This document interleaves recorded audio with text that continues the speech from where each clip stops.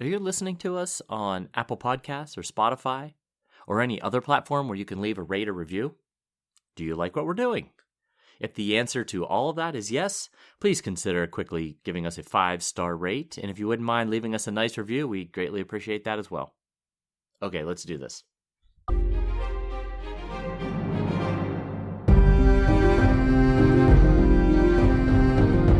Hello, welcome to the Ghosts of Harrenhal. My name's Simon.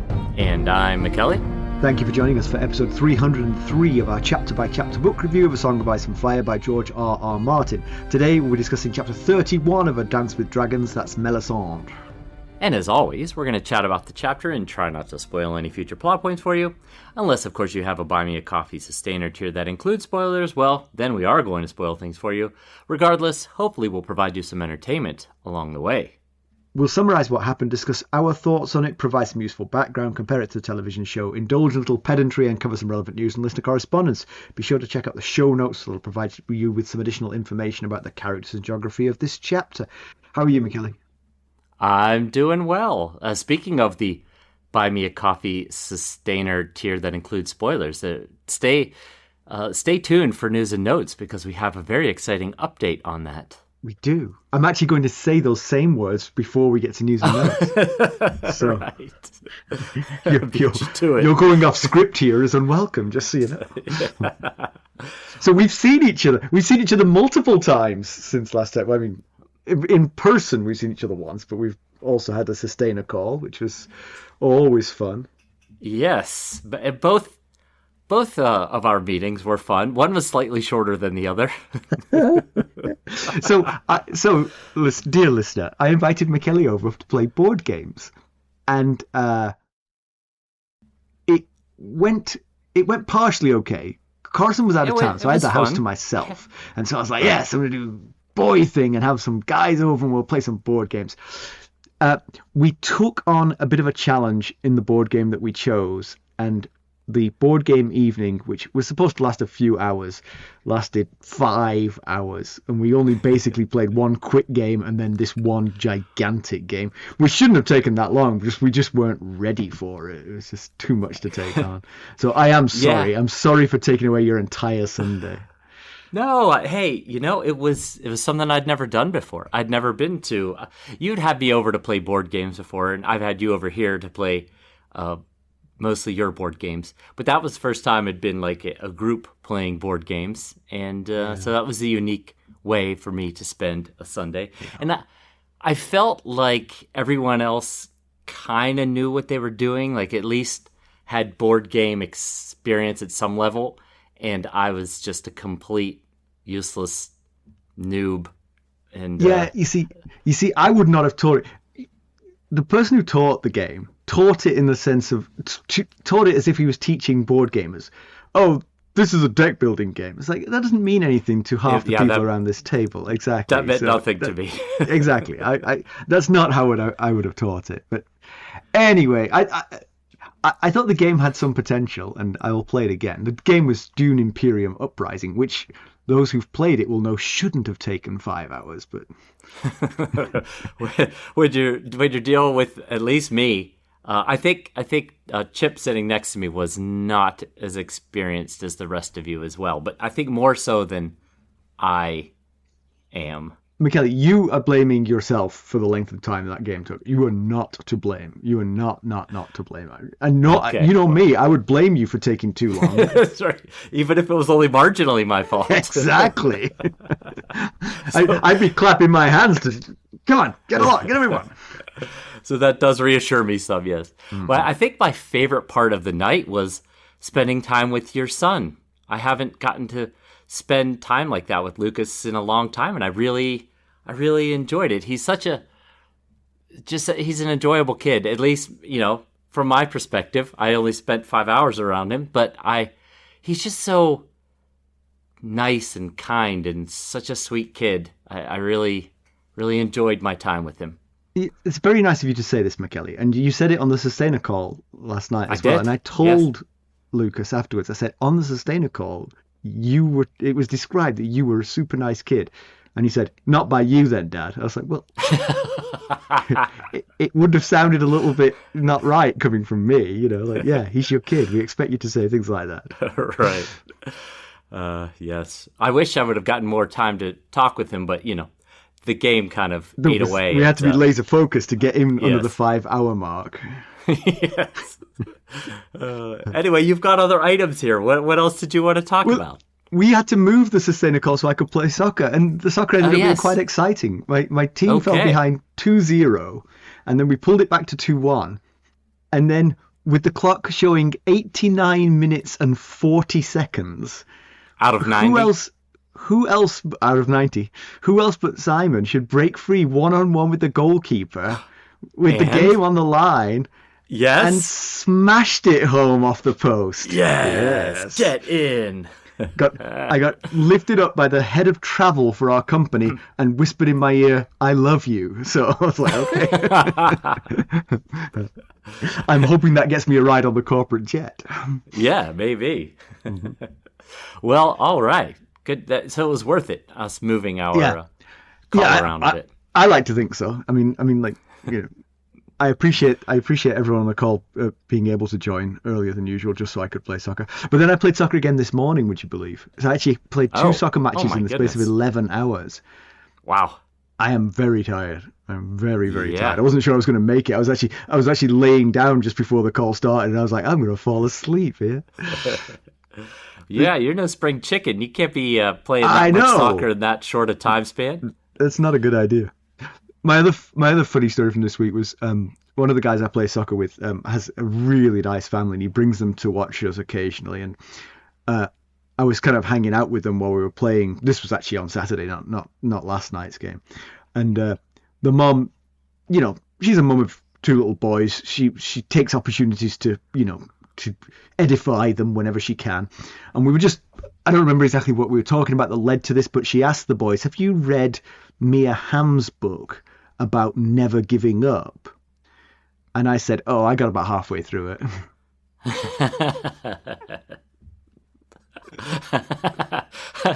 I just had to give up.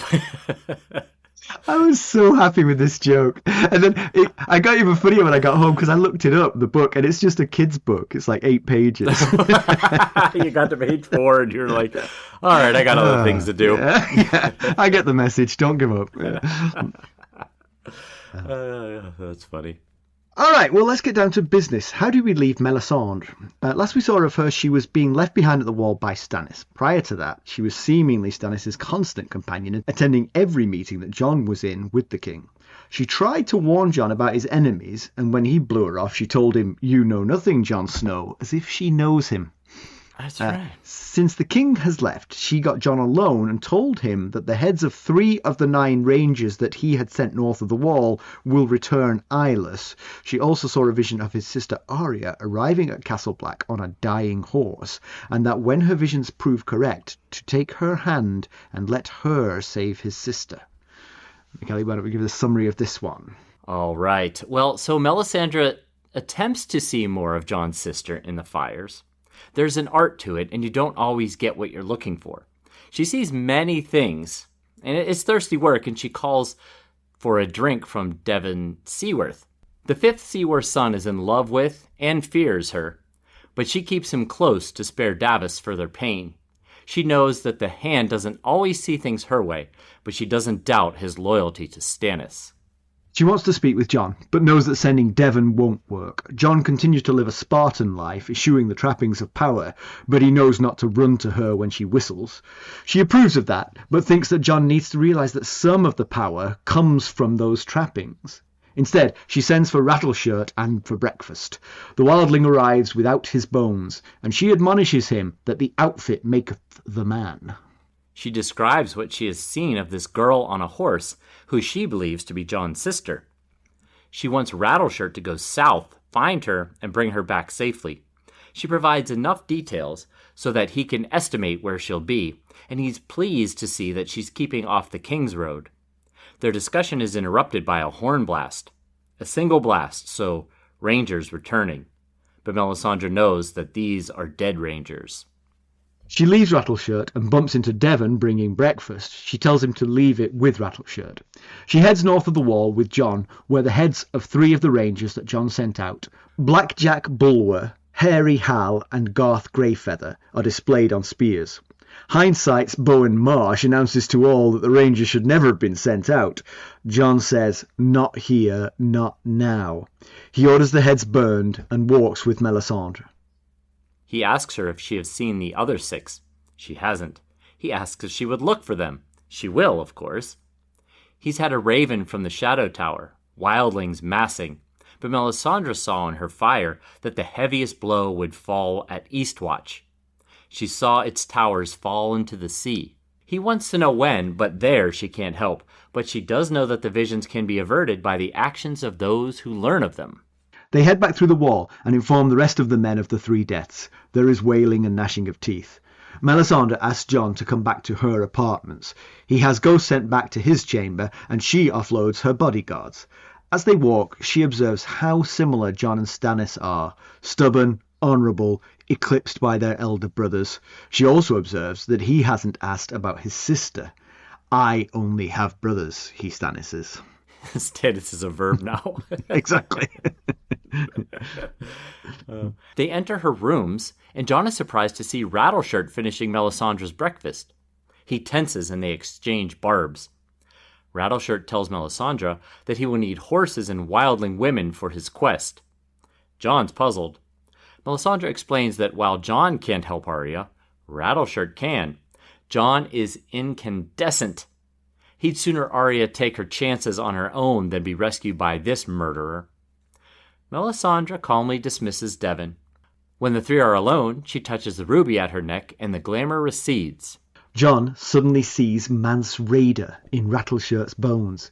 He's amazed. They explain that the real Rattleshirt was burned in his place. Melisandre doesn't admit that the double glamour she pulled off at the burning was incredibly hard, and that Jon did her a huge favour when he finished off Rattleshirt.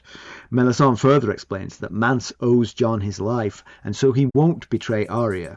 This is a gift to Jon from the Lord of Light, and from Melisandre. We'll be right back. Hello, friends. Are you ready to make some unforgettable memories? Well, if so, consider the Marriott Bonvoy program. Discover the perfect destination for your summer getaway and unlock exclusive deals on luxurious accommodations. With our affiliate partnership, you'll enjoy unbeatable savings and a seamless booking experience.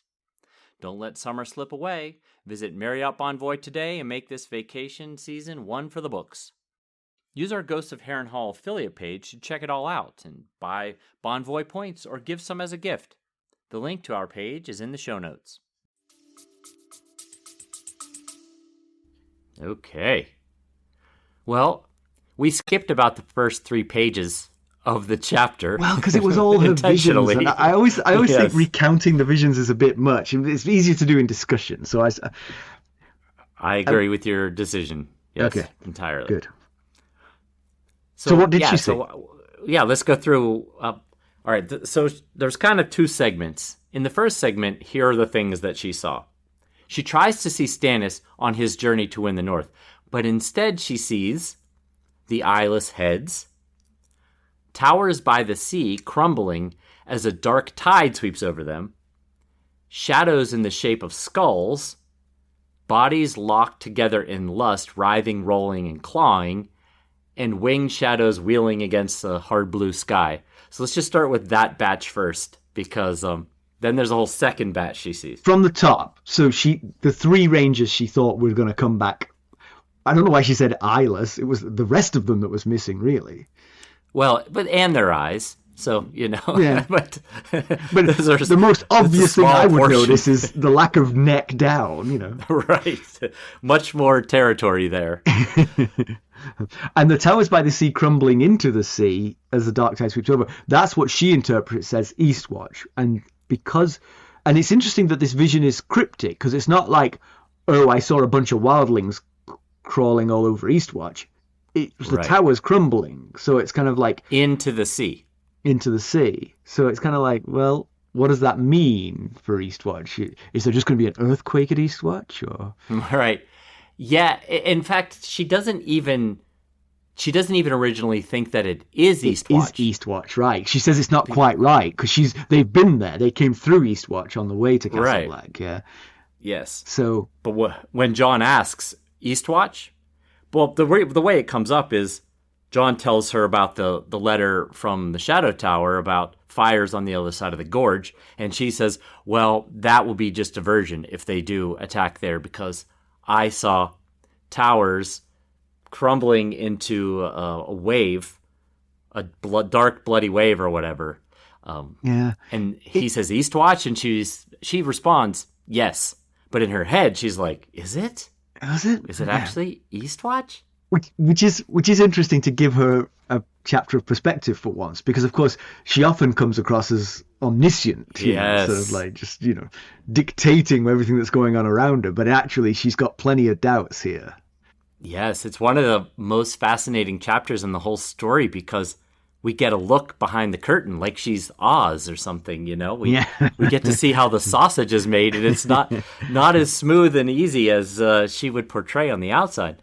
But yeah, another facet of that is sort of like as she leaves her apartments, she's putting potions and things into her pockets, and so that she can make fires change color and things like that. But even that, she's thinking sort of about the practicalities of it. She's like, "Oh, I'm running out of these things. I need to make a new batch," that kind of thing.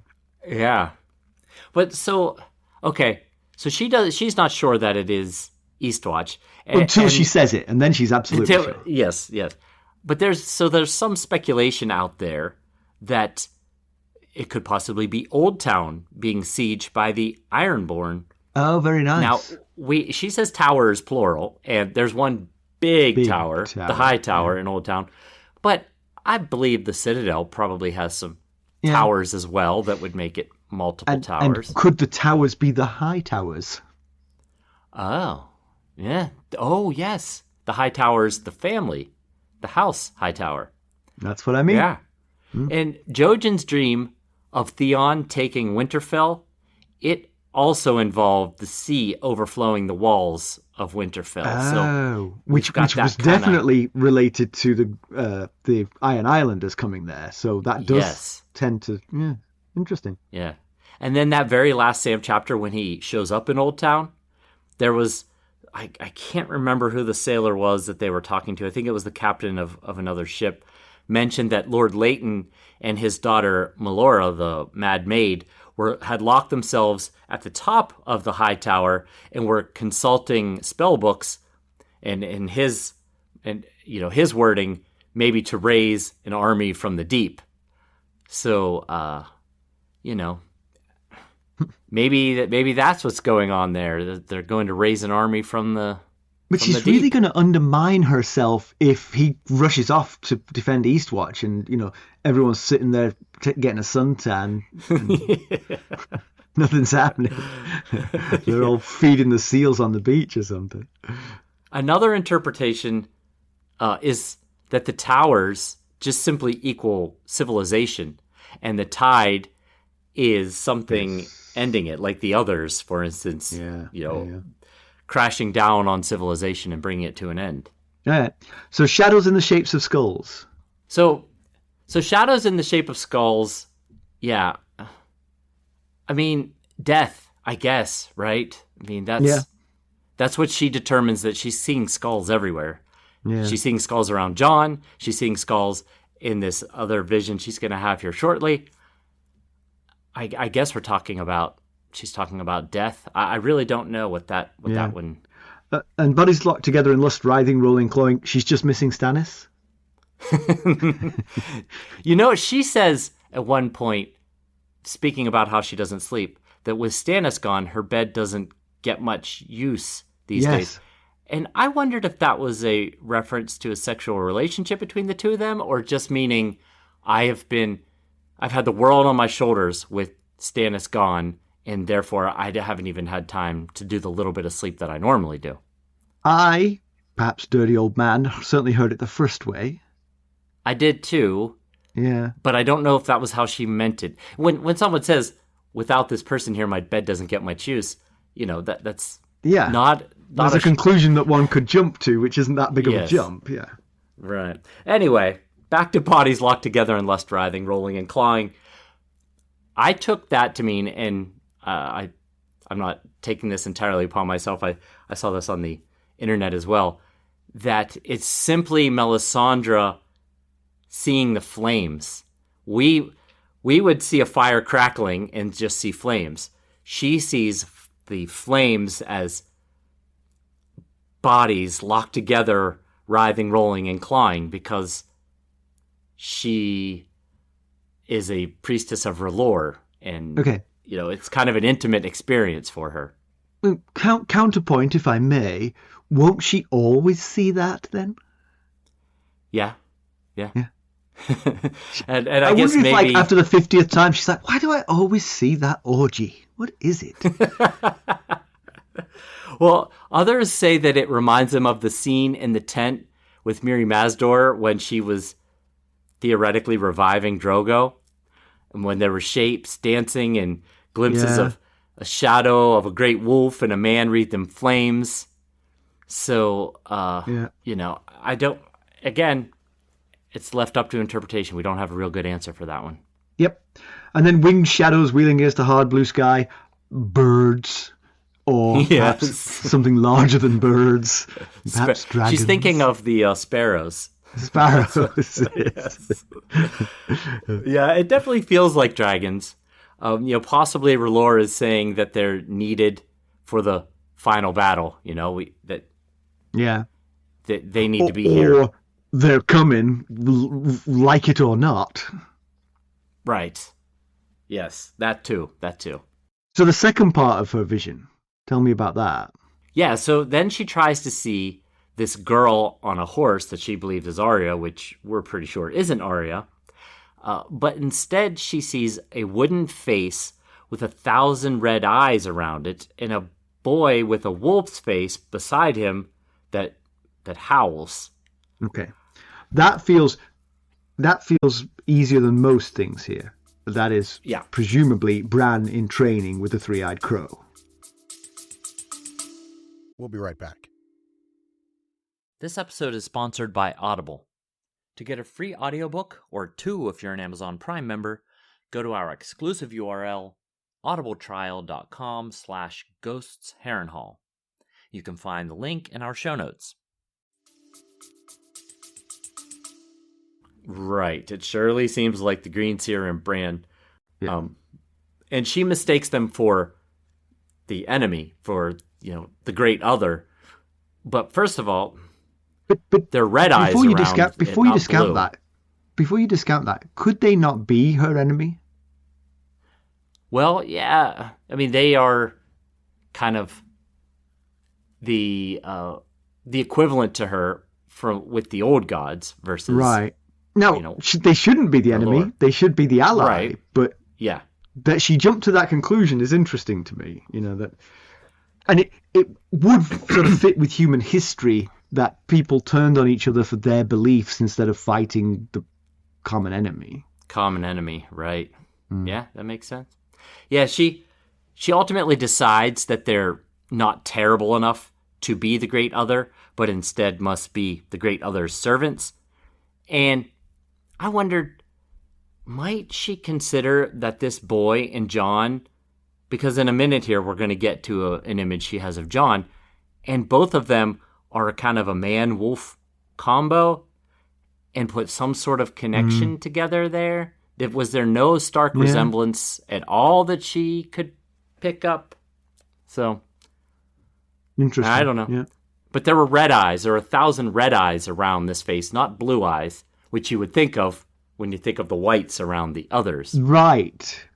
Which is why it's a little bit strange that she sort of leaps to the wrong conclusion there. Yeah. Yes. To me, I immediately saw the heart trees, and the carved faces, and that's why there were 1,000 of them. She was seeing all of these trees across could be. Yeah, could be the weirwoods. That's true. I hadn't thought about that. She sees flaming arrows above wooden walls, dead things shambling, impossibly cold, all the fires going out, and only skulls left. So again, that also feels like it could be the flip side of the towers crumbling in the wave. This is the possible outcome. The flaming arrows above wooden walls, maybe some prelude to some battle. We don't know what yet. Right. It definitely feels... I mean, we've got flaming arrows, wooden walls, dead things shambling, impossibly cold. So if you put all those things together, it sounds like some sort of battle against the others. Yes.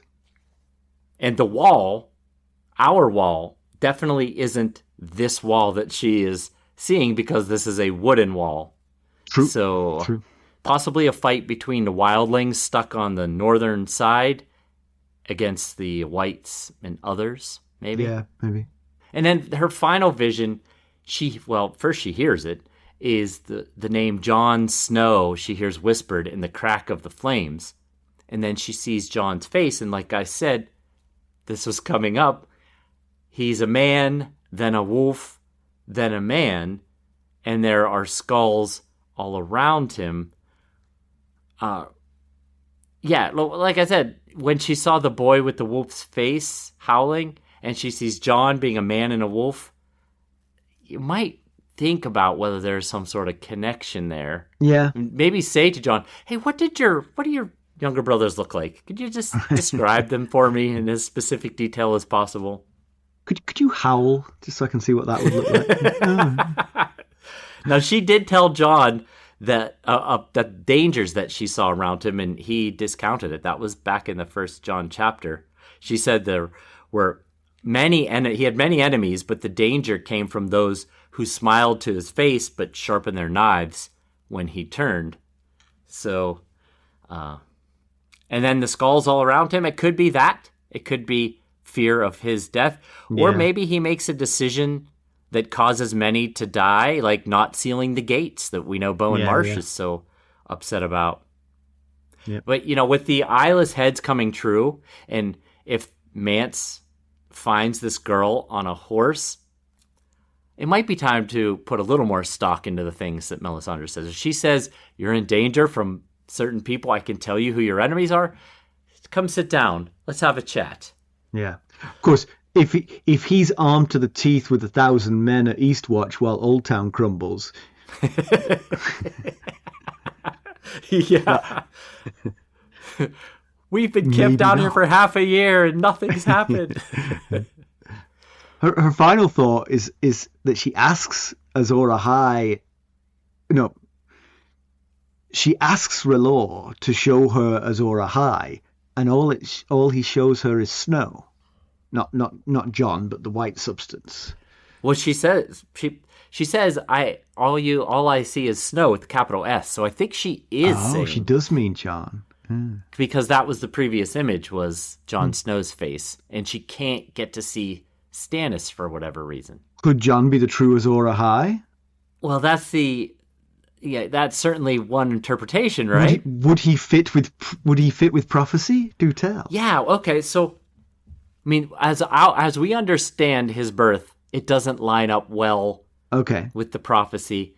So the prophecy about Azor Ahai that at least Melisandre has been telling us is that when the red star bleeds and the darkness gathers, Azor Ahai shall be born again amidst smoke and salt to wake dragons out of stone. Now that doesn't scream Jon Snow, at least at first look. But as we know, there's much mystery around the truth of Jon's birth. That mystery has been going on almost as long as whatever happened to Benjen Stark. It's a toss-up, really. It's close, yeah. It's a toss-up, I'm going to say. So, but let's take some of the candidates that we know. We've got Willa, who worked for House Dane at Starfall. And we've got Ashara Dane, who is lived at Starfall. So the reason that Starfall, the castle, is named so is because the first Dane found a magic stone after following the path of a shooting star. Okay. I'd heard this prophecy previously, and I'd been like, okay, so this is all about Stannis or possibly Daenerys or somebody, yeah?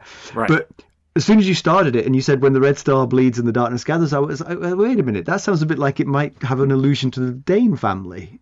Exactly. So yeah, kind of on the, like, it's not as obvious as Dany, who, that is screaming Azor Ahai prophecies fulfilled. Right. Smoke, salt, dragons out of stone. Right. She's hitting a lot of the big points of this, Yes. But Jon's not batting zero here. No, yeah. The darkness gathers. I mean, that's the thing. You see, she's got the big hitters. If you're born when the darkness gathers, you could just be born in the evening. Right. Yes. Right as the sun is setting. But raising a dragon out of stone, that really hits it. Yeah. Yes. Yeah, that one, that's a big hitter right there. And I don't know that we have a way to make that work for Jon necessarily at this moment. Mm-hmm. The other thing is, and I thought about mentioning this in the recap, but it sort of comes up sporadically and sort of like it's not particularly relevant to the progress of the chapter, but multiple times she has flashbacks to her own youth. And we'd been told in the Tyrion chapter, we learned that the priests of R'hllor are often slaves bought as children. And it turns out that that was Melisandre's history as well. When she was young, she was known as Melanie. And she was on the slavers' block as lot number 7. And she has flashbacks to this and is obviously quite traumatized by it. She pushes away the memory whenever it surfaces, but it keeps surfacing. Yeah, it's part of the reason why she doesn't like to sleep. She doesn't like to sleep primarily because she thinks it's kind of where the great other's domain, and she doesn't care for that. But also part of it is these memories of being called Melanie and Lot 7. And yeah, like you said, we were told in that Tyrion chapter that the priests and acolytes of R'hllor are usually bought slaves, and that the slaves are branded with tattoos of flames on their face. And Melisandre doesn't have tattoos. She does mention that she's weeping tears of flames, and it's unclear if she's weeping tears of flame while she's thinking about this or she's remembering weeping tears of flame, because she doesn't have the flame tattoos. But possibly that could be taken care of with a very minor glamour, or some powder that covers those things up.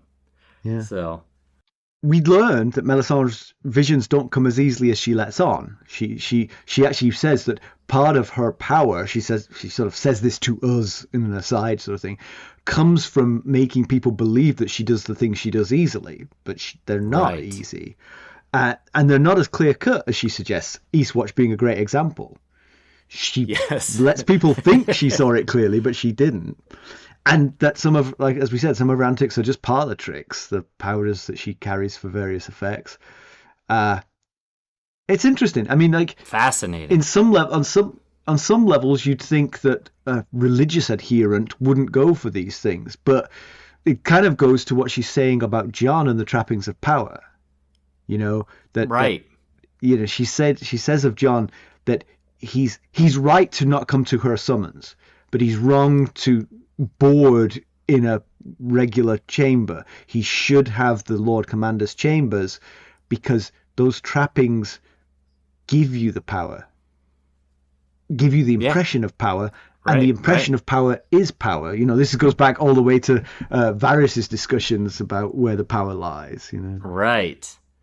Yeah, and you could understand why she acts so confident in it, outwardly interpreting what her visions are. I mean, if she said, I don't know, I saw something, might have been a girl on a horse, maybe just a black brother returning, that's not instilling a great deal of confidence from others.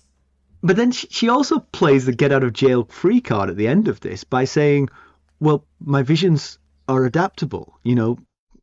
I have the visions so that people can take actions to change the future. And therefore, she can never be wrong.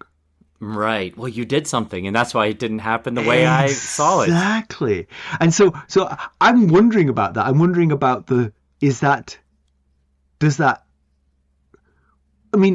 if someone could have visions, would you want their visions to be sacrosanct and always correct? Or is it better to give you, oh, wow, if we don't do something, this bad outcome could happen. Let's do something. Right. And as you're saying that, I'm remembering that I believe Jojen's green dreams, he says, can't be changed. There's nothing that can be done about what I dream, which is very different than from what Melisandre is saying here. So two different gods, I guess, but very different. Yeah. And then, of course, I always like to reference Macbeth whenever we're talking about prophecy and dreams and this kind of thing, because the Macbeth version is that by learning of the vision is what makes the vision come true. Right. Macbeth only becomes king because he's told he's going to become king. Without being told it, he never would have become king because he had no aspirations for it. But as soon as he becomes aware of the future visions, he then starts to plot to make the future visions come true. So in that instance, it's the vision is the future, but only because of the existence of the vision. You spoke it into truth. Exactly. I wonder about Melisandre's age. Based on some of the things she says in this chapter. She mentions that she's practiced this, well, she doesn't mention it out loud. She thinks it to us, that she has practiced this art of seeing visions in flames for years beyond count. She seems fairly young, like at most seems in her 30s or 40s. So maybe she's just being hyperbolic here and saying years beyond count, like it's been at least, I can't even tell you how many years I've been Math was never her subject. Right. But then she suggests that she has no need to eat. She only does it to keep up appearances. Right. And she says, but she keeps that a secret. It's not something she wants to share with mortal men. Is she indicating that she is immortal or believes that she is immortal? So maybe this is another glamour to look that she's much younger than she actually is. So she's all wrinkly and she's got tattoos on her face. Right, yes. And all this talk about how things aren't quite as we thought they were with Melisandre, it's caused me to question a lot of what she's done since we met her. Like, for instance, did she see the deaths of Joffrey, Robb, and Balon Greyjoy in her flames and then just use these leeches that she, burned with the blood to act like she made something actually happen when really it was just all for show?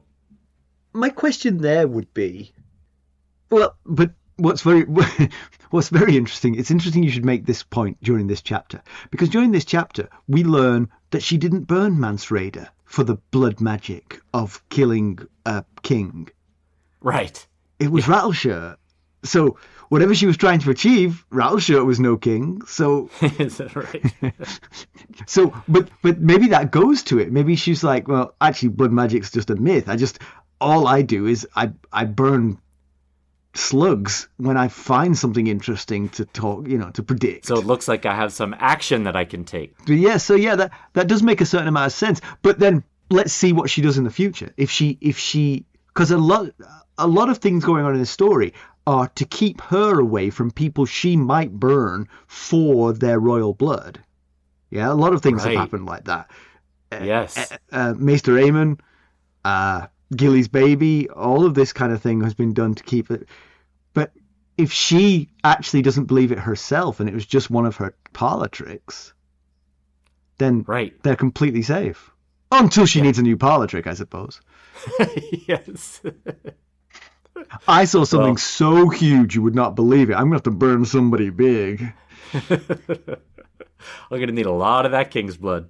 Yeah. But I was kind of surprised to learn the how and why the Devon Seaworth was left behind. And it was ultimately to prevent Davos from more heartache. He'd already lost his four oldest sons. She felt that he needed a break from this loss and didn't want a chance letting Devon go with the king because she thought that would be more dangerous. And Devon, of course, as a teenager, really wanted to go, and he's miffed. Right. But also he's too afraid and too in love with Melisandre to voice this. Just he grumbles under it. Typical teenager, honestly. Grumbles under his breath. I just didn't figure she held Davos in... I know she respects Davos as the Hand of the King. I didn't think she held his feelings in such high regard. It made me feel like she is a bit more humane than you might expect for one who literally holds human sacrifices. I mean, Gunster Sunglass, Hubbard Rampton's sons, both over Stannis' switch to R'hllor, were burned alive as a sacrifice to R'hllor. And Hand of the King, Alistair Florent, Hand of the King previous to Davos, was also sacrificed. Yeah, it did show a nuance to her that because she literally says, that I can't doubt his loyalty to Stannis, even though he does not agree with me. Right. Which is interesting because she burned people for not taking on her religion. Yes. So there's a bit of a contradiction. She softened on that, or she didn't think those people were very loyal, and so it was no great loss. Yes, that's probably how she rationalized the difference. So they go north of the wall, and stakes have been pushed into the ground, and the ground is frozen solid. So that was no easy trick, and so they think the wildlings took a bit of time over this, and the heads of 3 of the 9 rangers that Jon sent out have been put there. And you know what you really want when you've ordered something to happen that has led to the death of 3 of your comrades? You want some sympathy, right? Is that what you want? Ideally, you want some insubordinate lieutenant to announce to everyone that they should never have gone in the first place. That's what you really want. Thank you, Bowen Marsh, for stepping up. Much better than sympathy. Much better than well, you couldn't have known. You knew it was dangerous, but it was an important thing. Yes, you want someone to point out, well, you shouldn't have done that in the first place. Although as a parent, and apparently a Virgo, I am a Virgo, and I've been told that Virgos really struggle with not saying "I told you so," and I do struggle with not saying "I told you so," especially with my kids. So it fits for me anyway. But there was a British comedian who had a character who was kind of an older guy who, whenever he would see something happen, he would say, "You didn't want to do that." Or it would be and occasionally he would amp it up with, "I don't believe you wanted to do that." I always say, if only someone had told you that was not going to work out that way, or you didn't want to do that, or you did want to do that. But yeah, back to Bowen Marsh. It's unsurprising that he feels that way because he wanted the gates closed, right? So likely not in favor of ranging. Got it. Pick you know your what, though? Moments. When you're in your next one-on-one with your boss, that's the time to maybe say, "Look, I said we shouldn't have done that, and look what happened." You see, should listen to my counsel in future. We should send out rangers to bring those other rangers back. That seems like the right plan now. That would be the Night's Watch way. There's several disagreements now that Bowen Marsh has with Jon. He wanted the gates filled in. That hasn't happened. He didn't want to let the wildlings through. Not that Jon had a lot to say about that, but he is in command of the wall. And he didn't want Jon to invite the wildlings to serve with the Night's Watch. So he probably just couldn't help himself after all these things going the other way than what he was thinking, how he felt like they should go. Yeah. So Melisandre and Jon come back through the wall, and then they dismiss their bodyguards, which in Jon's case, of course, is just Ghost. And Melisandre sees that as an interesting moment that sort of they're both letting their guard down with each other and sort of willing to be honest with one another, perhaps. And basically, she's taking him. She doesn't intend to reveal Rattleshirt's true identity at this point. She just wants to tell Jon what her plan is, but she's willing to reveal the glamour that's going on. So the glamour is basically to make Mance appear to be Rattleshirt, and one of the things she stresses when Mance arrives without the bones shirt is that the bones are a big part of the glamour. People see what they see because of the trappings fool what the they eye. expect to see. Yeah. But you said there's a curious addition? So, of all the curious things in this chapter, I found this to be one of the most curious. So she's, like you said, she's saying that there's artifacts, basically, that can help improve the glamour. And she throws out 3 examples: a dead man's boots, a hank of hair, and then a bag of finger bones. And I stopped reading immediately, and I was like, I only know one person who walks around with a bag of finger bones. Of finger bones. And I thought, what is she saying here? Is this just a random example? Like, oh, I know a guy who carries around finger bones. That would have been useful. Or is she saying that she has used, or maybe plans to use, Davos's finger bones pouch to create a glamour of him? She's going to be disappointed, right? Because they're lost. Yeah, he lost them at sea. Unless he's going to chop his other hand off. Right. At the end of the battle on the Blackwater, he lost his finger bones. So how could she possibly get them? I was so curious. I don't have a good explanation as to why she would say that, but it did stop me in my tracks. And I thought, of all the examples, she could have said, and bones, such as in this case here. But she said a bag of finger bones. Yeah. So, of course, it might be slightly confusing here in the sense that the bones weren't his. They belonged to him, but they weren't his bones. They were bones of his victims, Oh, right. Yes, yeah. That might have been the confusion that George Martin was avoiding. And when I say bones, I don't mean the bones from inside the person. I mean the bones he's wearing on the outside to make him where he got his name from. You get what I'm saying. So all of this leads to the exciting and, I believe, heretofore unknown conclusion that Mance lives. That's right. Mance lives. And that's why Rattleshirt gave Jon Snow a lesson in fighting, because he was the former... Yeah.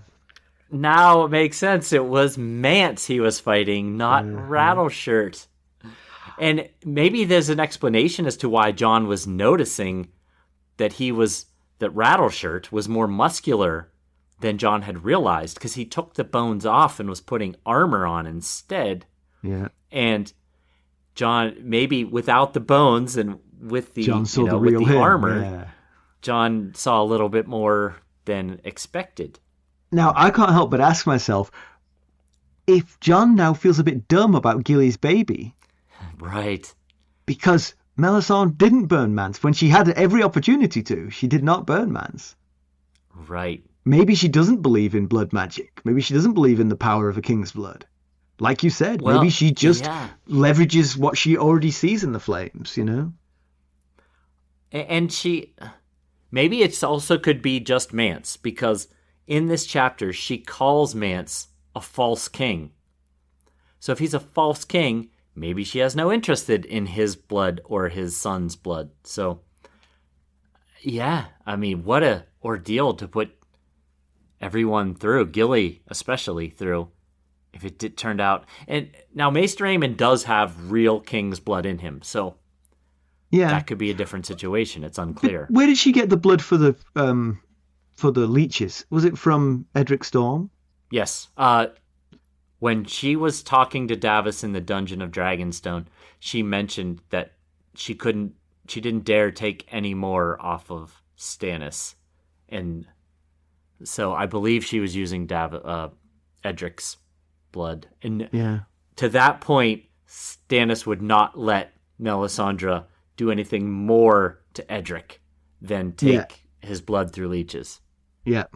She wanted him dead, right? She wanted to kill Edric. That was what we believe was. So that's the thing, you see. Table. If she was just putting on a show for things that she'd seen, why does she want to kill Edric? Right. I think she really does believe in the blood magic, and the fact that she hasn't killed Mance is what you're saying. He's a false king. There's no point. There's no magic in killing a false king. I think you're right on both on both accounts. I agree. Yeah.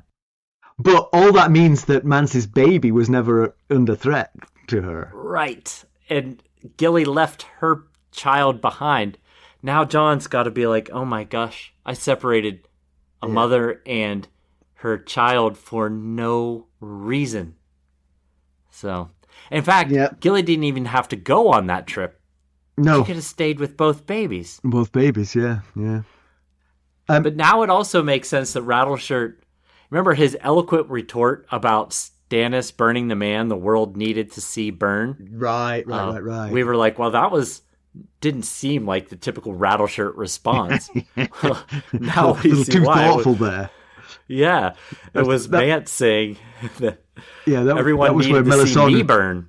Yeah, Melisandre took Mance aside at that point and went, dude, the glamour's not perfect. You got to play along. Dumb it down a little bit. No complete sentences.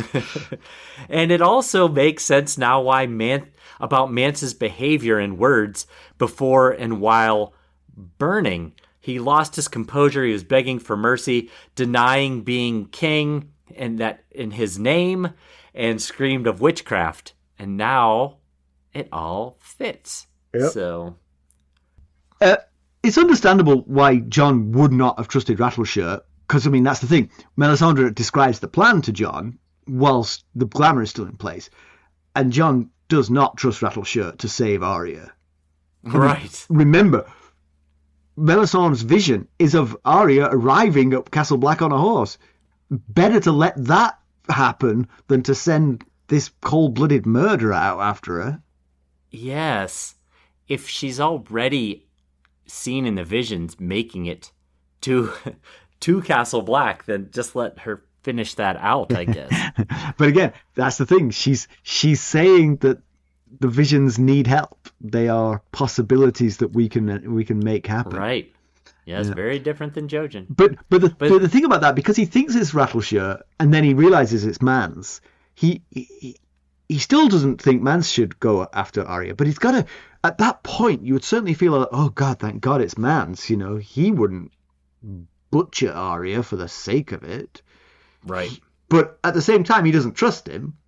He's an oath breaker. Also right. Yeah. Yeah. And I think that Melisandre tries to give him Jon a little bit of confidence. And she says that Mance can't betray you because we hold his son and you saved his life. Both, the son is obvious, but the saved his life part, what she's referring to is in that first Jon chapter, Jon had a conversation with Stannis about sparing Mance, saying he's a useful man. You could make use of him. And Stannis said, nope, that's the laws. I have no choice. I got to kill him. And Jon said, well, the laws of men stop at the wall. And then when Melisandre and Jon were alone, Melisandre told Jon, you know what? You could be right about Mance. I'm going to pray to R'hllor about it. And apparently R'hllor said, save the guy. Yeah. The other thing is, I think Jon knows on some levels Mance has his own code, but he's honourable to that code. It's not quite the oaths he took when he became a Brother of the Night's Watch, but it is a moral code of sorts. And I really don't think he would do anything to harm Arya. I don't either. No. But he's also self-interested. And if not helping Arya is against his self-interest... Sorry, if helping Arya is against his self-interest, he might not do it. Also agree. Yeah. Yeah, he's going to do what he needs to do for him.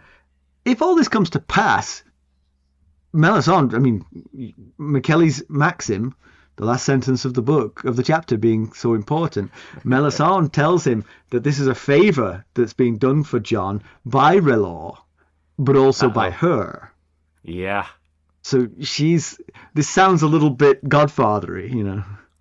I'm going to do you a favour. Jon was thinking in that last of his chapters when the two of them were talking at the end of the chapter, I can tell she has power, but even for Arya, I don't know that I want to be indebted to this woman. Well, there could be some debt to be paid back here. Yeah, but it'd be interesting how big of a debt Jon feels it is if Mance arrives with, "Hey, look, it's Jane Poole." Yes. Then Jon's like, "Oh, I barely owe you. Yeah. I barely know Jane Poole." Here's an extra helping of mashed potatoes, Melisandre. That's all you're getting. Yeah. Now, he did grow up with Jane Poole, but still... He'll be pleased that Jane is sister. Not being horribly tortured by Ramsay Bolton, yes, but hardly beholden to Melisandre for her saviour. Yeah, I agree. Yeah. All right, excellent. Time for some spoilers. Join us at the higher tiers of the Buy Me a Coffee Sustainers, and you can get the spoilers. All right, those are some spoilers right there, Mackelly. Very good. Very good. Thank you, I mean, we're spoiling stuff that doesn't even exist yet. we're speculative fiction spoilering right there. All right, how about some background? Okay. Well, so Melisandre's one and only vision of the girl she believes is Arya was at Long Lake. So let's get oriented with where that is. The lake is close to due south of Castle Black, just a pinch west of it. Well, true, yes. Just a pinch west of Castle Black on the longitudinal lines, I guess, right? Okay, very good. I had to think about that for a second. It's a bit southwest of Last Hearth and northeast of Winterfell. And if the girl is east of the lake, then she's right along the edge of the Lonely Hills. The lake is the source of the White Knife River, which runs south to White Harbor. The hills, the Lonely Hills, are under the control of House Umber, which could be good or bad if she were to be caught, as the two Umber brothers have backed opposite sides of the war. So, I guess it just depends on which way that swings. So Melisandre told Mance that the lake was to Arya's west, and he felt that was a good sign. And the reason is that the King's Road runs past the west side of the lake.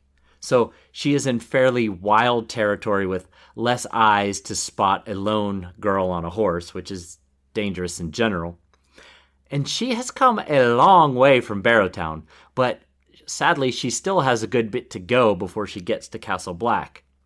So Mance finding her and escorting her back wouldn't be a bad thing. Yeah. Yeah, worrying. All right, comparison with the television show.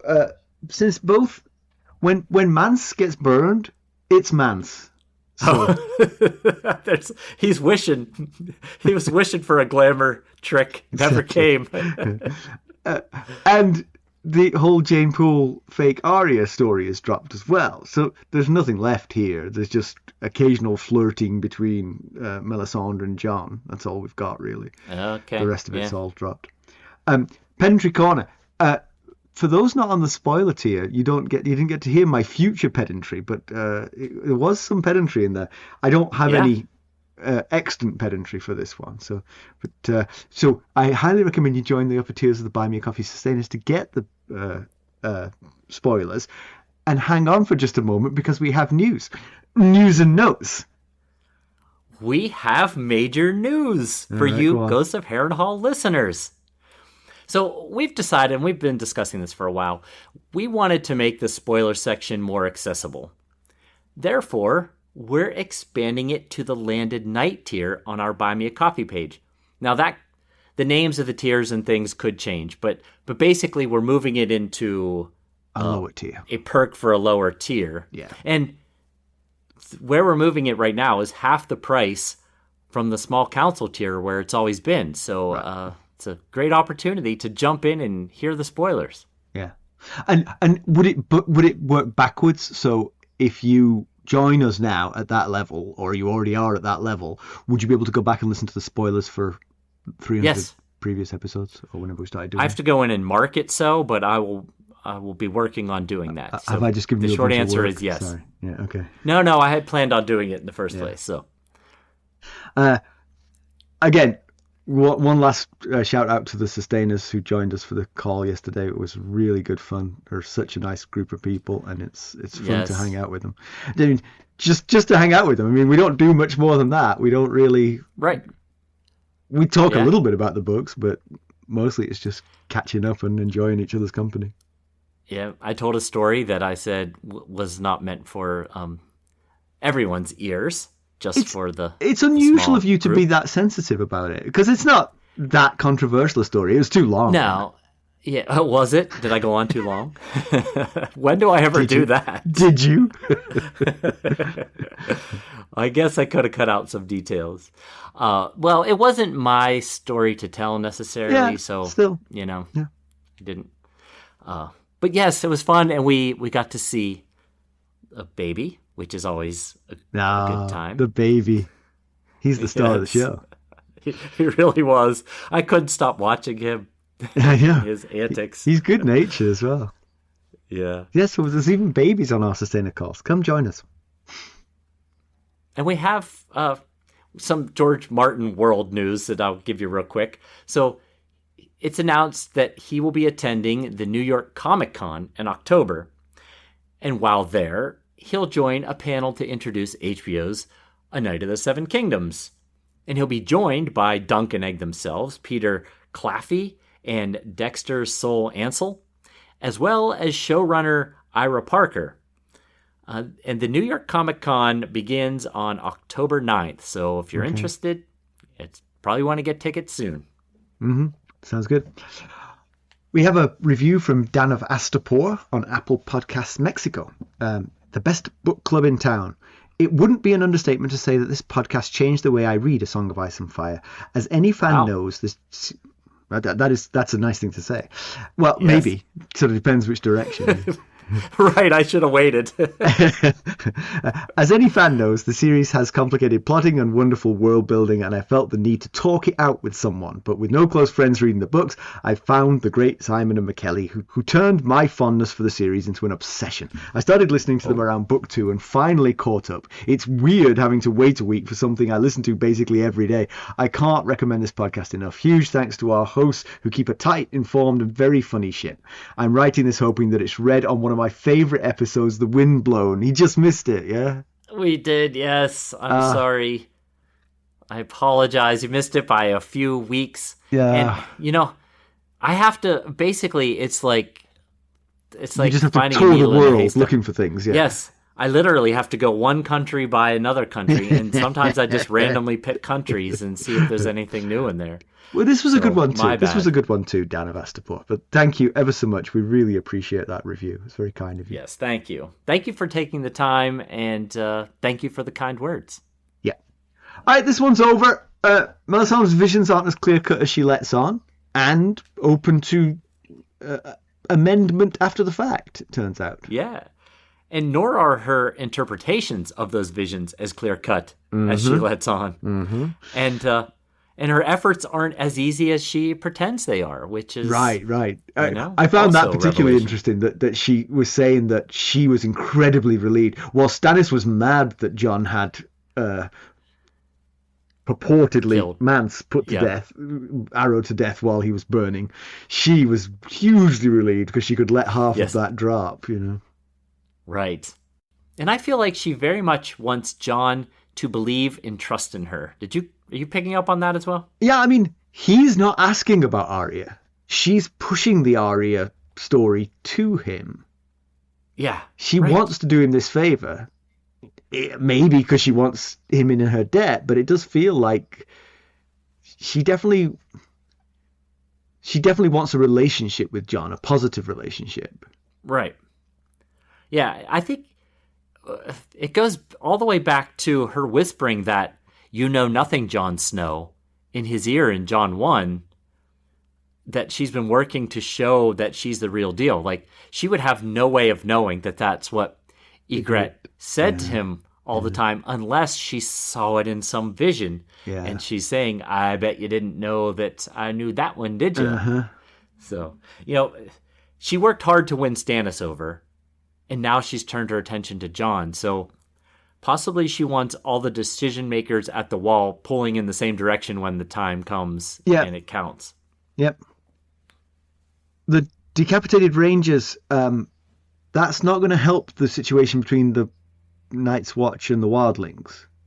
No, it's not. And I think Melisandre was wise to tell Mance/Rattleshirt, stay in my chambers, do not follow me out, because this is going to be a bad situation. And we saw, what's his name? Ralph of Muddy something. I can't remember off the top of my head what the last part of his surname was, but he was wailing when he found out that Garth had died, and they were all the brothers were very upset about the loss. So had Rattleshirt been out there, he might not have survived that. Yeah, with like a boiled egg in each hand. might have just been the antagonism that was required to set something off. Yeah.